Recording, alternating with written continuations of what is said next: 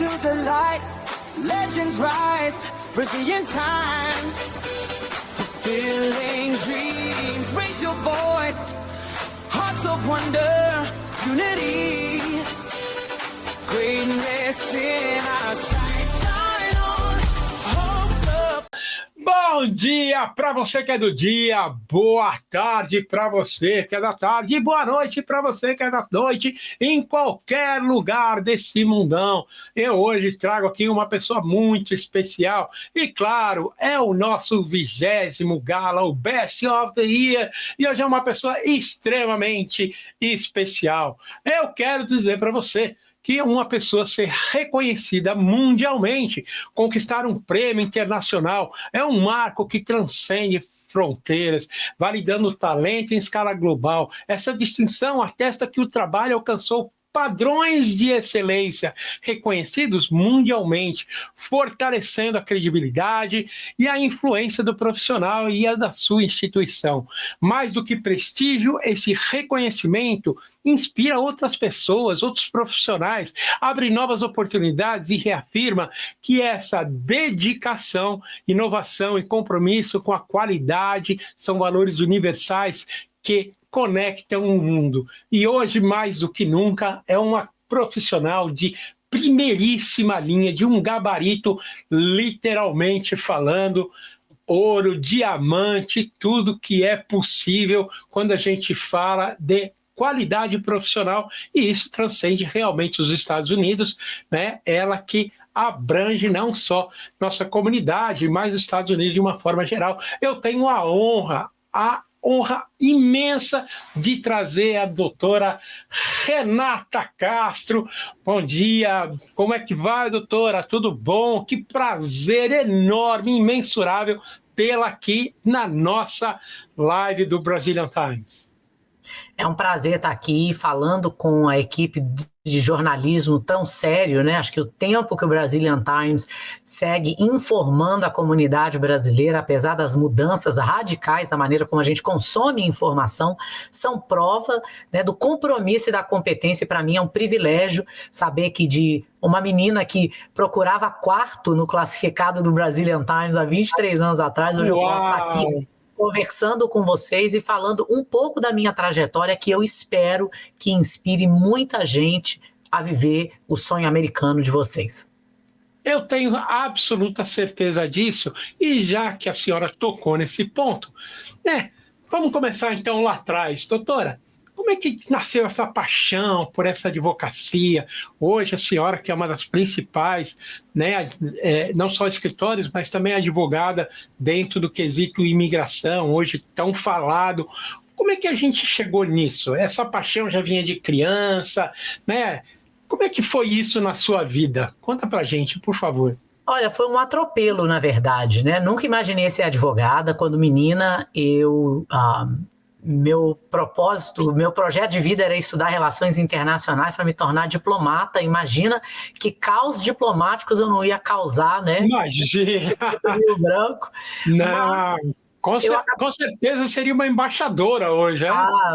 Eu ia ser demitida depois do primeiro pronunciamento sem filtro. Diplomatas não são necessariamente criadores de opinião, eles são mediadores, né? Eles levam e trazem, tem que ter um trabalho incrível. Inclusive, eu acho que eu vou deixar aqui o meu reconhecimento para a missão diplomática do Brasil nos Estados Unidos hoje, passando por desafios sem precedentes, porque a demanda pelos serviços dele para uma comunidade brasileira cada vez maior, cada vez mais complexa e com necessidades mais imediatas, e eles realmente, por falta de melhor terminologia, se virando nos 30 para satisfazer essas necessidades, né? Então, eu que já sou imigrante nos Estados Unidos há quase 24 anos, eu vejo essa evolução, essa profissionalização, não só do imigrante, mas dos serviços que são ancilares a ele. Então, meu reconhecimento. Então, meu projeto de vida era ser diplomata, vim para os Estados Unidos, que conheci um príncipe que era um sapo, e dali fui viver a realidade de todo imigrante.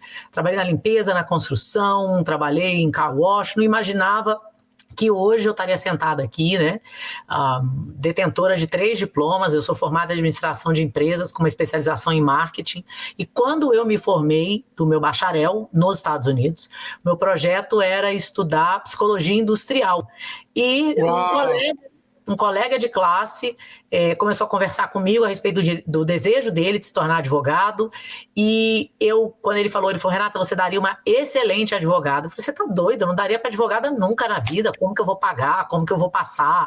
Enfim, todas aquelas limitações que a gente, principalmente imigrante, se autoimpõe, e a partir dali aquela semente plantou e eu consegui fazer o vestibular e passar o vestibular disputadíssimo. Eu consegui me formar, apesar de ter também concluído um mestrado, né? E engraçado que eu, como advogada de imigração, você não estuda para ser advogado de imigração, você estuda para ser advogado. E depois escolher a especialidade. Área de atuação.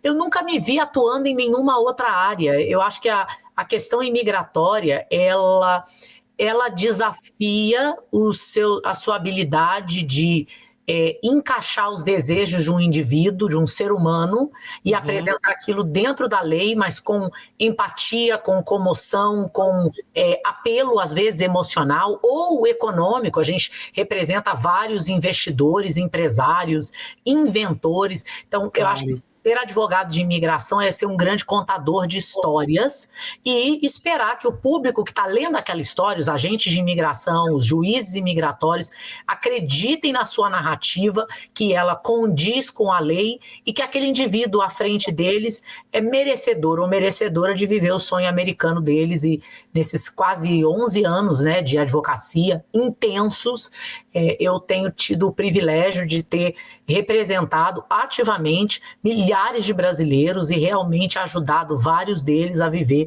o sonho americano. E uma pergunta, então, quando a senhora decidiu por seguir essa carreira, a senhora já estava nos Estados Unidos? Sim, já estava nos Estados Unidos há algum tempo. Eu comecei a faculdade de Direito em 2008, eu me formei, 2010, me formei em 2014, completei esse ano, né, 15 anos de advocacia, quase 11 anos de advocacia, e a advocacia imigratória para mim sempre foi fascinante pela variedade de histórias. Ao mesmo tempo que eu represento uma vítima de tráfico humano, uma vítima de violência doméstica, eu faço parte de um romance, de uma história de amor incrível, de pessoas que se conheceram nas circunstâncias mais inóspitas, ou a gente está representando um grupo que está vindo para os Estados Unidos fazer investimentos, gerar empregos. Então, é bem diversificado, não tem um momento de monotonia na advocacia imigratória. Não, até bem porque imagino, porque cada pessoa que senta à sua frente, ela tem a sua história de vida. Sem dúvida. Momento, olha, é a minha família, ou é minha esposa, a minha noiva, o meu pai, enfim, tem que ir embora. Nem sempre, infelizmente, a gente sabe que o resultado não é aquilo que a gente se espera, porque em função de leis imigratórias e tal, e que também não deixa também de atingir um aspecto psicológico, porque não deve ser fácil você sentar à frente de uma pessoa e falar, olha, infelizmente foi negado, ou a gente não alcançou nosso objetivo, você vai ter que ir embora, e aí entra também o lado um pouquinho da doutora, vamos dizer, psicóloga, né, doutora Renata, porque não deve ser fácil, ser fácil. Lidar com as expectativas nem sempre coerentes, né, do ser humano que está ali do outro lado, é complexo, é bem complexo mesmo, é desafiador, mas eu confio muito na premissa de que o trabalho que o meu escritório faz, a minha equipe faz, é um trabalho sério. Eu tenho mais 4 advogadas que trabalham comigo, comprometidas, uma equipe incrível, mas que, sem sombra de dúvidas, num momento de tanta ansiedade, né, acerca do assunto imigração, a gente tem, sim, circunstâncias que são acaloradas, mas quando a gente consegue ganhar um caso que era considerado perdido ou sem possibilidade, todo aquele estresse que a gente teve com outras circunstâncias faz isso tudo valer a pena. Não, eu coloquei o lado, vamos dizer, negativo primeiro, para exatamente agora trazer o outro lado. Primeiro, eu quero salientar que é sabido por todos da qualidade dos profissionais que envolvem vosso escritório, né? Do êxito que a senhora consegue em vários processos, que até uns dizem que, olha, é impossível, mas eu imagino o seu prazer de você receber o seu cliente e falar assim, tá aqui, ó, seu papel, a gente conseguiu. Eu imagino a explosão de alegria desse cliente, não, doutora? Sem dúvida, eu acho que cada vez que a gente consegue plantar uma semente de esperança, né, e com essa semente de esperança com uma aprovação em um caso que parecia inviável, e a gente tem vários desses que a gente já ganhou no curso da nossa representação, para mim é incrível. É uma responsabilidade que eu não levo, né, de maneira simples, é uma responsabilidade muito grande, porque dentro do direito imigratório você tem algo chamado poder discricionário. Então não tem um direito absoluto ao acesso a um documento. E você tem que apresentar a melhor argumentação com a expectativa que aquele agente imigratório vai concordar com você. É cansativo, sem sombra de dúvidas, mas eu continuo comprometida a realmente eu e a minha equipe representarmos o maior número de casos imigratórios para brasileiros e ajudar, fazer com que eles possam viver essas vitórias que nós, como imigrantes legalizados nos Estados Unidos, vivemos todos os dias.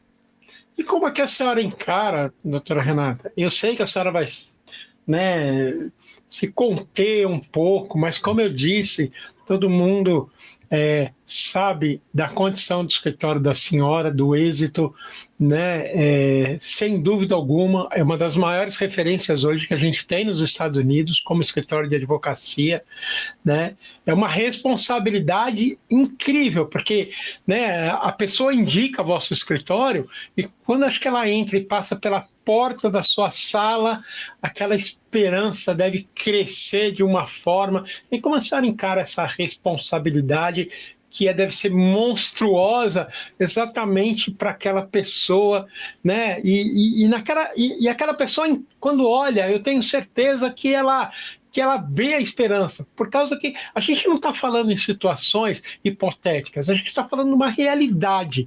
Sem dúvida alguma, o escritório é uma das maiores referências nos Estados Unidos. E essa pessoa crê nisso, e eu tenho certeza que ela deposita, e muitas vezes ela tem esse êxito por escolher o seu escritório. E como é que a senhora encara esse peso tão grande que essa comunidade, de alguma forma, acaba cobrando, né? Não é verdade? Sem sombra de dúvidas, existe uma responsabilidade, um peso hercúleo, né, que a gente carrega da expectativa dessas famílias, dessas pessoas, e não é algo que a gente consegue mensurar. Eu acho que ninguém consegue satisfazer plenamente essa demanda, né, por essa ânsia, a não ser que um caso seja aprovado. O que faz com que a gente continue fazendo um trabalho que é pautado em transparência, saber que quando a gente aceita representar uma causa, a gente é transparente, informa dos riscos, né? É um trabalho pautado em transparência, porque no momento de desespero é muito fácil fazer uma apelação emocional para trazer, né, esse cliente para o nosso lado, mas esse não é o trabalho que a gente faz. A gente faz um trabalho de transparência, de seriedade, e o nosso objetivo, inquestionavelmente, é que o cliente tenha um poder, uma autonomia de decisão no processo dele, entenda os riscos e que, mediante a decisão de lutar pelo caso, aí a gente vai lutar até o final, dentro das possibilidades, né, dentro da legalidade e com uma forte expectativa de aprovação. Sabe que me disseram isso e eu, poxa vida, eu estou até impressionado mesmo, eu confesso assim, porque tinham me falado da seguinte coisa: a doutora, se ela falar para você que existe a possibilidade, ela vai até o final.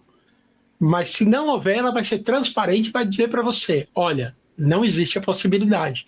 E agora eu estou exatamente confirmando isso e eu quero lhe parabenizar, porque infelizmente existem, né, outras situações que que não caminham dessa forma. Não vale a pena citar, não quero me referir a absolutamente ninguém, mas eu quero confirmar, né, o profissionalismo e a dedicação com que não só a senhora como advogada, mas o seu corpo docente do escritório acabam conduzindo exatamente esses processos. Infelizmente, a gente está numa situação, vamos dizer, eu sempre digo que imigração ela é cíclica e agora a fase que a gente está passando, todo mundo sabe a dificuldade, e eu tenho certeza, doutora, tenho certeza que quando a senhora subir no palco, dia 13 de dezembro, para receber exatamente essa homenagem, não vai ser uma homenagem do Brazilian Times, vai ser uma homenagem de milhares de pessoas que vão estar ali para lhe dizer meu muito obrigado. E quando a senhora receber essa homenagem, eu já quero adiantar, porque eu também sou fofoqueiro, sabe? O que vai passar pela cabeça da doutora? É engraçado porque eu sou uma pessoa que eu sofro de autocobrança ao extremo, né? E para mim, quando as pessoas... quando a gente vê o que a gente já fez, eu sempre penso no que pode ser feito. Mas me permita, a senhora é assim, por isso que a senhora chegou onde chegou.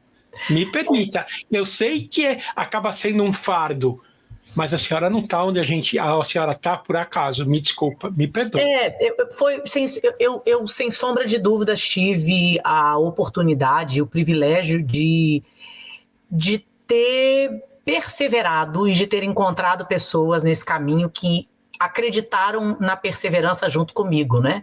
É interessante quando a gente é imigrante, chega nos Estados Unidos sem documento, alguns sem falar inglês, sem formação, a gente é descartado e se autodescarta porque tem uma sensação de degradação, talvez, né? De não se sentir ao nível. E eu acredito que, para mim, o melhor retorno do trabalho que a gente faz, para mim, é óbvio que é ganhar casos, é óbvio.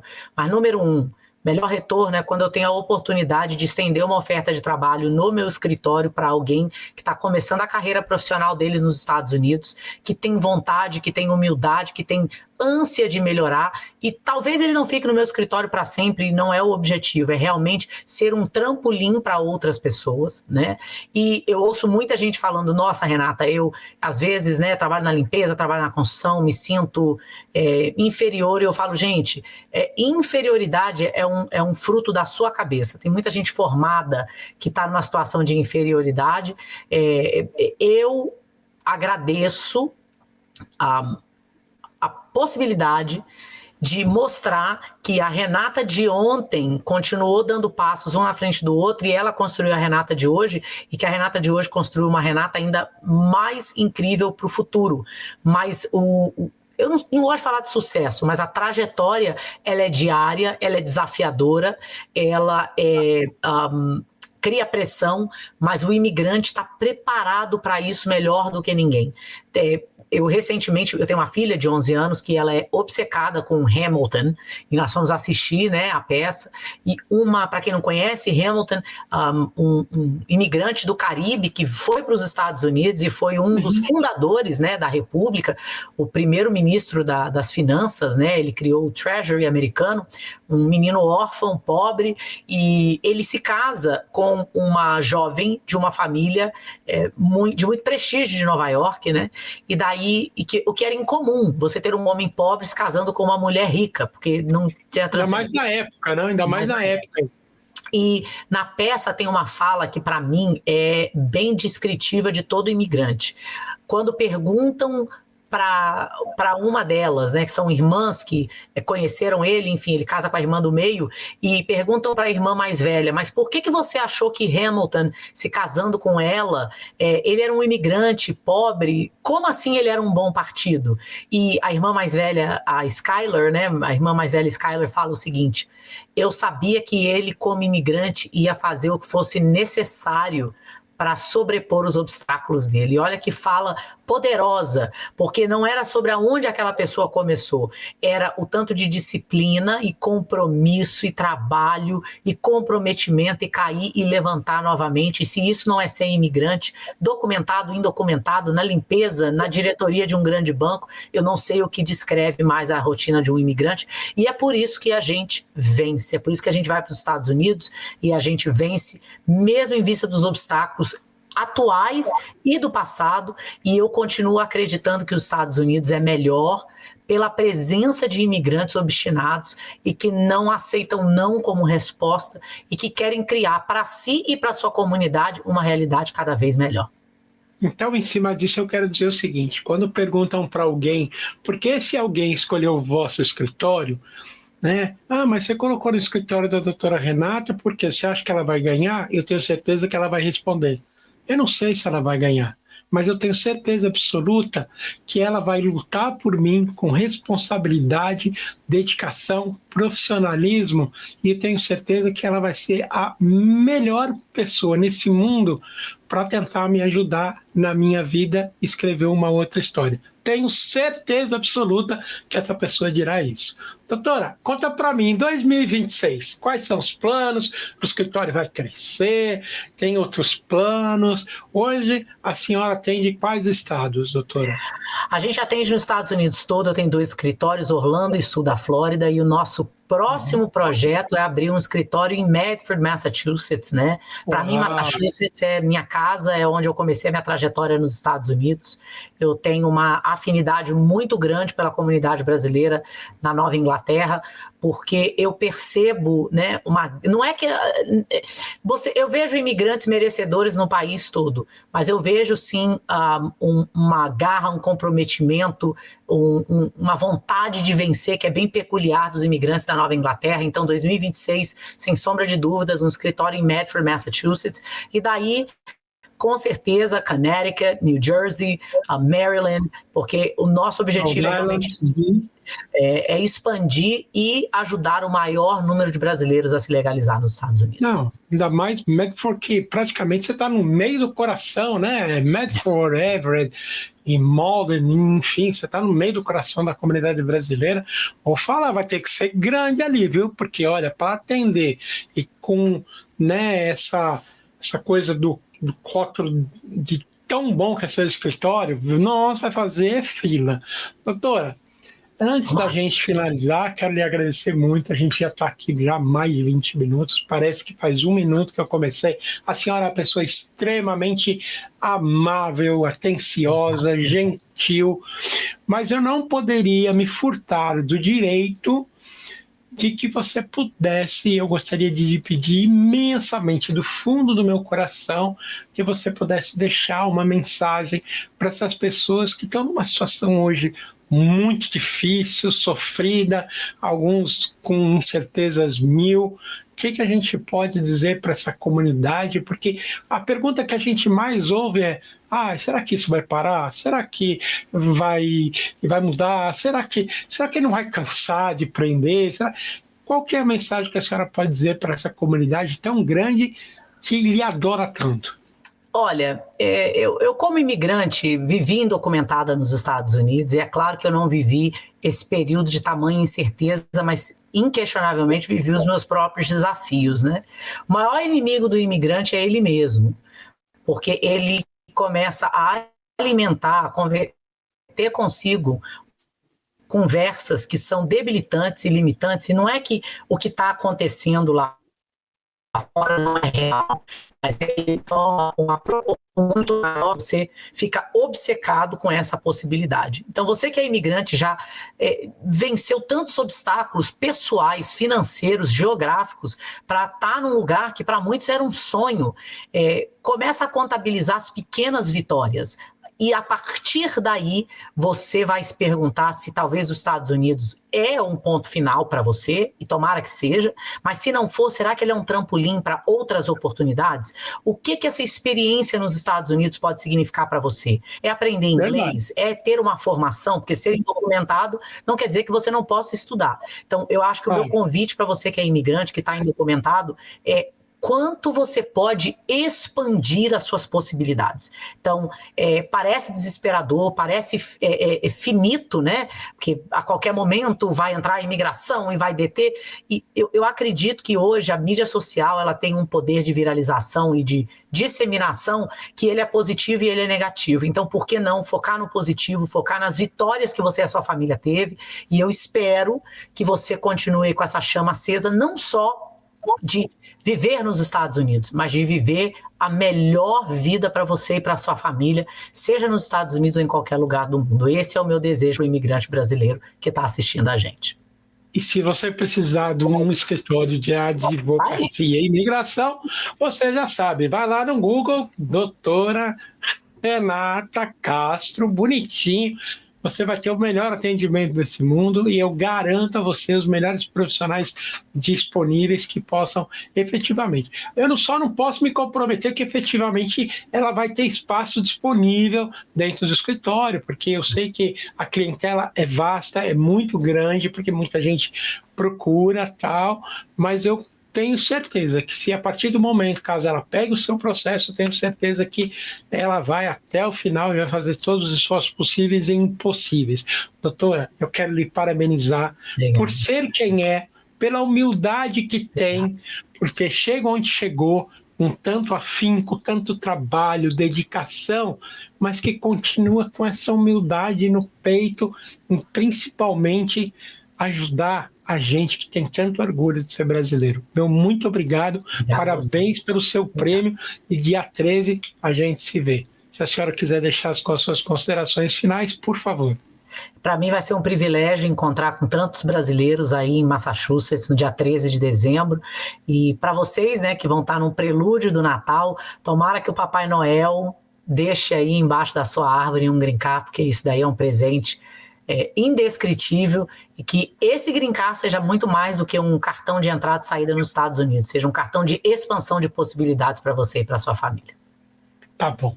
Olha, meu muito obrigado, doutora. A gente se vê dia 13. E essa foi a grande doutora Renata Castro, uma pessoa de, olha, não tenho mais palavras. Vocês escutaram e viram que ela arrebenta. Ela é fantástica. Um grande beijo no coração. Que Deus lhe abençoe muito. Obrigado. E a todos vocês, nossos telespectadores. E a gente volta numa outra oportunidade, tá bom? Fiquem com Deus, que Deus ilumine. Um abraço. Tchau, tchau.